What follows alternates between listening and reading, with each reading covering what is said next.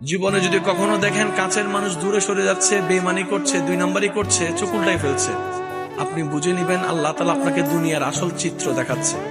আপনি যেন বুঝতে পারেন আপনার আপন বলতে আল্লাহ ছাড়া, আপনার আপন বলতে আপনার নবী ছাড়া আসলে আর কেউ নাই। অনেক সময় দেখবেন আপনার জীবন চলার পথে অনেক পরিচিত ভালোবাসার প্রিয় মানুষগুলাও কিন্তু একসময় আপনাকে চিনবে না, চোখ উল্টাই ফেলে।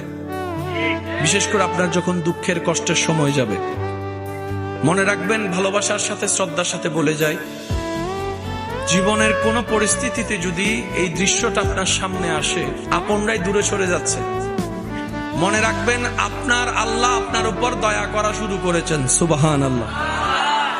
ওই বিপদ থেকে আপনি যাদের সাপোর্ট নিয়ে উঠতে চাচ্ছেন, রব চাচ্ছেন আপনাকে কেউ না করুক সাপোর্ট, আপনার আল্লাহ স্বয়ং আপনাকে সাপোর্ট করতে চাচ্ছে বলেই মানুষকে দূরে সরাই দিচ্ছে। সুবহানাল্লাহ। জীবনে যদি কখনো দেখেন কাছের মানুষ দূরে সরে যাচ্ছে, বেঈমানি করছে, দুই নম্বরই করছে, চোখ উল্টাই ফেলছে, আপনি বুঝে নিবেন আল্লাহ তাআলা আপনাকে দুনিয়ার আসল চিত্র দেখাচ্ছে। আপনি যেন বুঝতে পারেন আপনার আপন বলতে আল্লাহ ছাড়া, আপনার আপন বলতে আপনার নবী ছাড়া আসলে আর কেউ নাই, আসলে কেউ নাই, আসলে কেউ নাই।